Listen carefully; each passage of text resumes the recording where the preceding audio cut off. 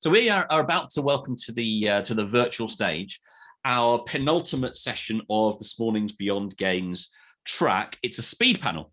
It's a speed panel about NFTs in gaming, about developers, artists, brands, IP holders, and giving their view on this really fascinating space. Maybe you caught some of our NFT and blockchain content yesterday, but here to contextualize it a little bit more, we've got Inder Phul from Pixelynx, Sebastien Borget from the Sandbox, and Robby from Animoca Brands. Welcome back, guys. I hope you're all in. Can you all hear me okay? Yes. I hope so. Yay, great. Thank you. Got Inder. Do we have Sebastien? Is he joining it? He's in the virtual room somewhere, I think. Great. Hold on. He's we're just having issues getting him in. So look, thank you. So you guys are gonna take us through for the next 20 minutes talking about this great topic. Folks, just to remind the audience that if you have questions on this or any other topic that we do, drop them into the Q&A box here. What we'll do, guys, Robby, Inder, and Sebastien, when he joins, you guys are old hands at this. You're experts at this. If you want to grab questions from the Q&A box directly, please do. Otherwise, I'll join you again in 20 minutes and can help you ask those if that helps. Whatever you think best, but you run this how you want to do. I think we've just got a couple of seconds while Sebastien joins in. Robby, were you part of the Beyond Game? The blockchain and NFT content yesterday morning? I was. We were talking about tools and mechanics. But a good panel, actually. It was quite a big one. 5 or 6 of us. That's great. It's good. It was a really popular track when you had, I think, John, our blockchaingamer.biz guy, who was hosting all of that. We're just going to try and bring Sebastien up onto the virtual stage here. Sorry, Zoom is playing a little bit fast and loose with us. Hold on one second. We'll just see if I can grab Sebastien. Thanks everyone for your patience there. I think I'm just bringing in Sebastien now. How's that? There we go. Magic. Thank you. Sooner, I'm hoping in 2022 we'll be able to meet in person and do this live on stage. We'll be back in London in January, I hope, and we'll make sure that we've got plenty of coverage both about Beyond Games and blockchain at that. So you guys must all come back and join us live in person. And in the meantime, though, I'm going to hand over to you guys to dive in. I'll come back in about 20 minutes and help you get through any questions that there are. But thanks for joining, Sebastien. You're in the window now. I think I've progressed you, so you can probably flip on your video bottom left of your screen there, and you should be able to join in. Hello. There we go. Hey, Sebastien. Hi everyone. Hey, Inder. Hey. How are you? Good. Great. How's life in the meta? Oh, your background makes me dizzy. Actually, you're very high today. Hi. Oh yes. You're in the metaverse. Yes, I'll change it in a minute. 1 second. Fantastic. So I think Inder is having connection problems for the moment. So maybe you and I start. Absolutely. Should we get started with some usual introduction? Go for it. Do you want to start? Absolutely. So hi, everyone. Thanks for joining today's panel. My name is Sebastien Borget. I'm the CEO and co-founder at the Sandbox, which is a decentralized gaming virtual world where users and creators can make 3D assets and game experiences and monetize them through the use of blockchain technology, essentially NFTs and sand token. I've been in the gaming industry for more than 10 years now. I've been a pioneer in blockchain gaming for 4 years, building the Sandbox metaverse. And I'm also the president of the Blockchain Game Alliance, which is an organization that now counts close to 230 members who are all using blockchain technology or interested about it and promoting its adoption within the video game industry. Cool. And I'm Robby. I'm the CEO of Animoca Brands. And full disclosure, we're a shareholder in the Sandbox and big supporter of everything Sebastien and the team are doing. And we also have other games, like we have motorsports games like F1 Delta Time and MotoGP Ignition. And also we have collectibles platforms like Quid or play to earn platforms like Gamey, but all focused on blockchain games. Animoca Brands is headquartered in Hong Kong, but we have studios around the world. So I think, while Inder, we're waiting for Inder to come back in, I know Sebastien, he was curious to ask kind of a little bit about your journey in the Sandbox, going from the sort of 2D free-to-play sandbox as a mobile game, and your journey into making it into a blockchain game. And maybe if you could explain a little bit about that. Yes, I think it's a great way to jump into how we arrived into blockchain. As I mentioned, we've been about 10 years in the mobile game industry before with my previous company, Pixel, which has been acquired by Animoca brands. And that company had the vision like to turn players into creators, enabling anyone to make their own 2D pixel arted games and share them into an online gallery. So we launched the original Sandbox game on iOS and Android. We immediately had strong success with more than 40 million installs, millions of active users who shared 70 million creation into that gallery. So most of the success of that game really came from the content, the user-generated content made by those players, who then in turn attracted more and more creators and so on. However, and what's one of the key issues we found is like, even though that success came from the content from creators, we had no way to reward those creators, those users for the contribution they made.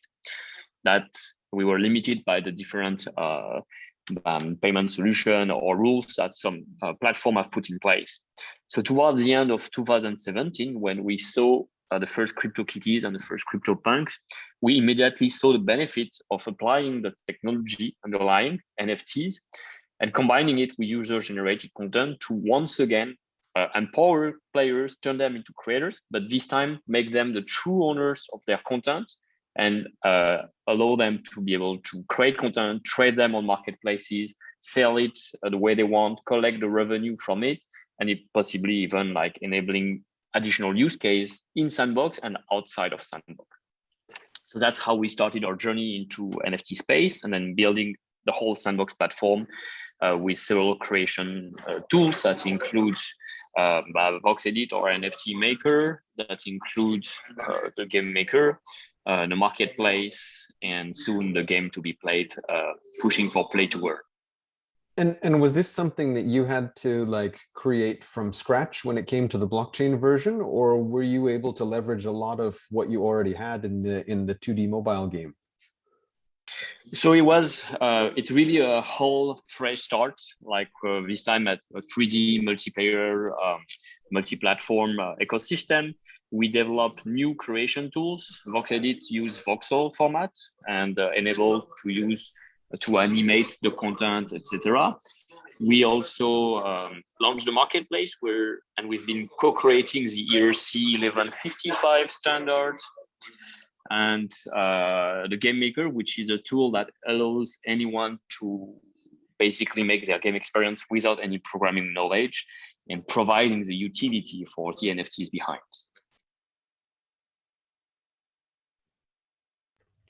Amazing. I'm sorry, my Zoom cancelled me out, and I'm finally back in. But thank you, Robby, for taking the lead there. Yeah, I guess we're already flowing in the conversation. I guess, one of the exciting things about this group over here is, we're starting to see the NFT gaming landscapes take shape. It's still very much in its infancy in many ways, but the landscape is definitely kind of forming, and a lot of the key players in the ecosystem are kind of taking this leadership role to set the context for the future. And I think this call is really a good example of the two leaders who are setting the landscape and really kind of creating the foundation for what NFTs and gaming will look like in the future. I know I might have missed a few bits in the start, but Robby, it'd be great to hear from your thoughts. You've been investing in the NFT gaming ecosystem for a few years now, and really at the forefront. What was the moment that sparked the start of this journey to go towards blockchain and NFTs and gaming? I think, honestly, to follow on what Sebastien was talking about, it was this idea of how we empower the players to get more value out of their own experiences. And in this case, blockchain provides that infrastructure for them to get actual monetizable value. Because one of the things we talk a lot about these days is this play to earn business model, which is really exemplified by, I think, Axie Infinity, most notably, who's just, I don't know how politely to say it, kicking ass and taking names is what I was going to say in the play to earn space. But I think they're at the zeitgeist of where blockchain gaming is now. And when I say now, I mean in this 90-day time period, they are right in the middle of all the action, because they have managed to hook into both a game audience as well, and this play to earn model, as well as DeFi. And DeFi is where a lot of the people who we're onboarding as early adopters into the blockchain game community come from, because they already have relatively strong crypto-friendly knowledge. I think for us, we saw this opportunity, several years ago, basically because we saw the idea that gamers would be able to extract value out of the time they spend in games.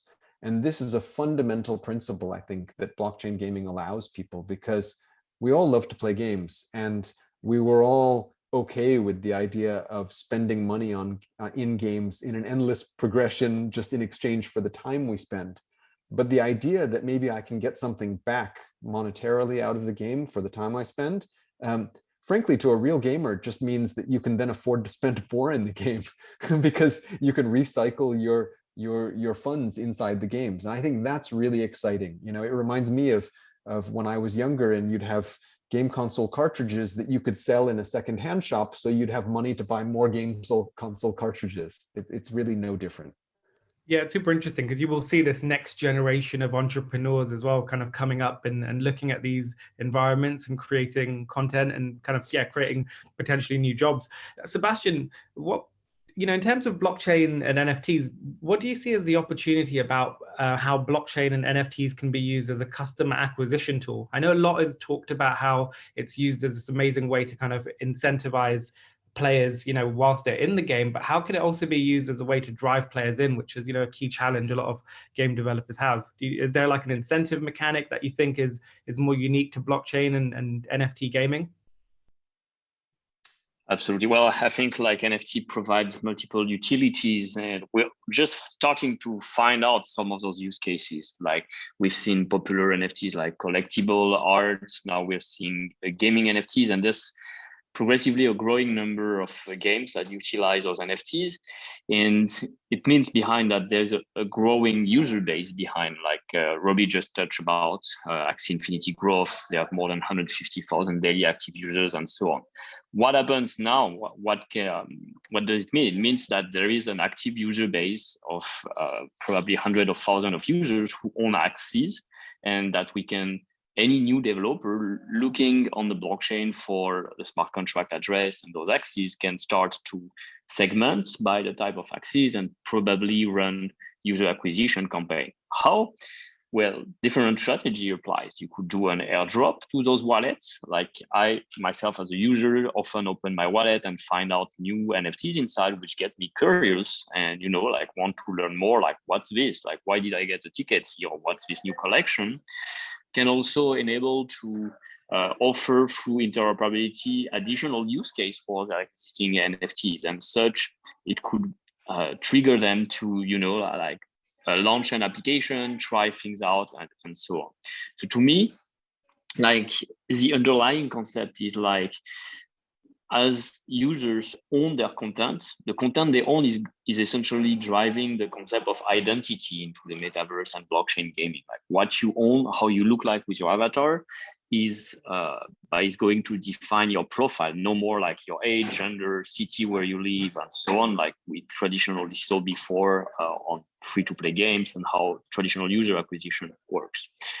It's really interesting because it's on one side, like really resetting the social aspect of the definition of identity, but also it creates new incentive for like driving more utility, more value to those NFT. And we've seen that already into play. If I take Borget, for example, and then they launched the Kennel Dog Club additionally, that trying to match the NFT. We've seen that with CryptoPunks a lot. For example, the CryptoPunks owners, somehow their punks, beside being an avatar picture, is starting to be also like a gateway to tons of services behind, because we know all the CryptoPunks owners are part of like a high net worth value club usually, and then they get access to, I've seen like custom sneakers with Artifact Studios, and we're working even at Sandbox on offering them to be able to play and interact and socialize with 3D characters into our virtual world. So definitely those communities are clearly identified by the NFT they own, and they are desirable for new games at launch. And that's really interesting. I think that, one thing that seems to stick out a lot is the spirit of community and collaboration is really central to the whole kind of approach of the NFT gaming ecosystem as a whole. And I think blockchain culture in general. Robby, it'd be good to hear your thoughts on just the idea of interoperability, for example. It's a word that's thrown about. It's, it has potential meanings in different contexts. Where do you think that sits in the spirit of where blockchain gaming is going in the future, and how it may well connect different studios and platforms together? Sure. I think it's at the heart of the offer of why blockchain, really. One piece, one leg, it's a two-legged stool. Not to make it sound bad, but one leg is, of course, the ownership piece, and the other is the interoperability piece. And for ourselves, we're trying to demonstrate that interoperability piece in the vertical category of motorsports by creating a handful of motorsports titles so that people can use their cars and bikes across those different titles. And we're doing that not because we want to, monopolize a category. It's mainly because the industry is so young that we have very few examples where there are, deep game experiences that allow us to have interoperability. It's just too early. So we're trying to do that a little bit in-house across multiple titles, because at least then we can make that demonstration and hopefully inspire other studios to want to work and create interoperable experiences with us. We've started to do that also, for example, with Sebastian's Sandbox. So we've done events where we have Formula One cars, for example, that are crafted in that Sandbox voxel art style, so that you can have, a similar kind of an experience as a fan, being, owning something in F1 Delta time and having that have relevance in your experience in the Sandbox. So we're trying, but I would caution people not to have too high of an expectation at this point in time, only because it really is very, very early. Yeah, super interesting. What strikes me as and the interesting kind of back end of this is analytics and data is obviously central to any modern company and how you scale and grow a company of any size. And with blockchain and gaming, it seems to provide a requirement for an additional skill set beyond just traditional data analytics, but maybe understanding virtual currencies and economics and so much more than just maybe what a traditional game developer might have thought they need to be thinking about in maybe the old world. How do you think about what kind of skills and expertise you need to hire for in order to build an NFT gaming company? And I would love to hear from both of you on, what are those core skill sets that and perspectives that are needed in order to build a company that uses this technology? Okay, I'll jump in first. I think the first thing that you need is you need people who are, if not economists, you need somebody who is very, very comfortable with economics, because there's a difference in creating. I mean, we've all created in-game economies now for many years for free to play, but those economies have all been predicated on the idea that there is limitless inflation. So you essentially just print virtual currency all day long and sell it in a one-way manner. But once you have to change your business model to consider what is the asset value of those NFTs, those in-game items that you are selling to customers, then you have to think about, inflationary policy, money supply, and things that central bankers think about. Now, it is more work, but it gives you a lot more tools to play with, and it actually shifts your focus, because your focus becomes less about absolute sales than about value preservation and servicing your customers in a different way. So I'd say that it's not so much an obstacle, but it's just learning how to do things in a new way. And honestly, it's really, I'd say, even less dramatic than the shift from paying upfront for a game cartridge than moving to a free-to-play model, because I think that was actually a much bigger sort of evolutionary change. Interesting. And what was, yeah, sorry, Sebastian. No, I would add to, besides the economy aspect, I think to take into account, like, first you need to do it for the right reason. Like, I think really a community-driven approach first and user first is is fundamental, and that's a big change in the way like developers we've been thinking about free-to-play design and how do we monetize only those user 3% and leave all the rest. Need to think about. The second thing is also the technical side. Like developing a blockchain game requires new set of skills, usually like blockchain or smart contract developer, which is unfortunately still a very limited talent pool, and it involves sometimes security. Very often like to take into consideration security, audit, and so on, which means, well, sometimes you can get easily drifting off building a game and more being worrying about building technology and focusing on things that are not really related to the game itself. And to that extent, it's great that there are now developer solution that are starting to appear, like helps you to put in place your marketplace, that helps you to mint the NFT, etc. directly. So you just get back to how do we create something original that give value to a community-driven approach. No, super interesting. I think when you start breaking it down, you kind of look at the traditional roles that exist, and then you're kind of just abstracting away with some additional perspectives from, like Robby said, the economics viewpoint, and how do you preserve the value of assets in an ecosystem. It's all super interesting. And I think what both of you are doing, of course, in the sandbox as well, we will start to see these kind of case studies and examples that get used as kind of best practice for many people, which is also, I guess, the most exciting part of being there, like right at this early stage. I guess to close off, it would be interesting just to hear, like, your quick summary points on, why do you think NFTs are really important to the future of gaming? What is it specifically that you get the most excited about when you imagine what this will look like in 10 years or 20 years down the line, and its impact on gaming culture and society beyond gaming? Go, Sebastien.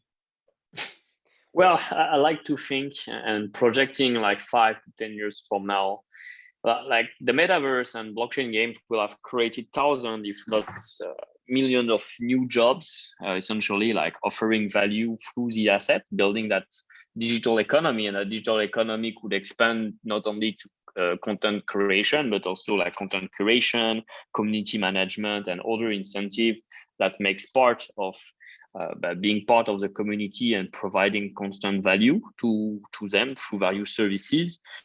The other thing I like to think about is like there will be more value generated usually from the royalties model. And I think people thinking like, how do we continue to drive value for existing NFT or increase their value, and essentially facilitate or encourage trading of NFTs between users more than minting new NFTs. So starting to feel like those are collectible or game assets that have limited quantities, and rather than keep minting new content and provide a long tail of low value items, focus on also like existing assets and from there create games that not necessarily will offer new things. That's one interesting aspect. How we move into like entertainment, like the overall vision of the metaverse is to create all sorts of experiences. So beyond gaming, beyond art gallery, beyond museum, I think music will be one of them, with like virtual concert, virtual shows, all sorts of things that we live in real life will be happening through avatars, like weddings, tour, or coaching, various activities like meditation, yoga, you name it, basically. But I think those can happen into metaverses, and will be also quite interesting to see like how we will evolve true to that original vision that Snow Crash and Ready Player One projected, that will be living those experiences through our avatar, through our identity, and our NFTs. Yeah, no, that's super interesting. I guess just to close off, I guess we've got 1 or 2 questions here, and so I'll kind of just bat these around, and feel free to jump in. I guess the first one, talking about NFTs and carbon dioxide and their kind of economical footprint. It's been a topic that of course has been discussed, and I think one thing, the data that we use to capture and prove whether NFTs are going to be more carbon friendly or environmentally friendly. You know, there's a lot of work to be done there. But where do you sit on that, Robby and Sebastien, on just the topic of NFTs and their environmental impact? I know there's a lot of work being done in the space already. Sure. I'm going to let Sebastien do that because actually he had recent announcements in the Sandbox on this exact topic. Absolutely. Well, we made about a month ago an announcement where we'll be moving all NFTs of Sandbox to Polygon Matic as a layer 2, so moving to proof of stake as a model, which reduce largely the carbon emission. I think like minting an NFT will just be merely like equivalent of sending 2 emails. But we've gone beyond that. I think we also have made strong commitment to compensating for all the carbon emission we've done this year by buying carbon offset credit from 2 platforms, Nori.com and Offsetra, which have been really sponsoring actual project without any intermediary. And all of that is provable on the blockchain. So we have those record of which project, which farms we've been supporting in the US and around the world. And finally, we've also pushed into like something that I had heard back in 2014 with the previous version of Sandbox. We were already selling virtual trees in pixels and planting real trees. So we helped a project in Madagascar, which had replanted more than 9,000 trees.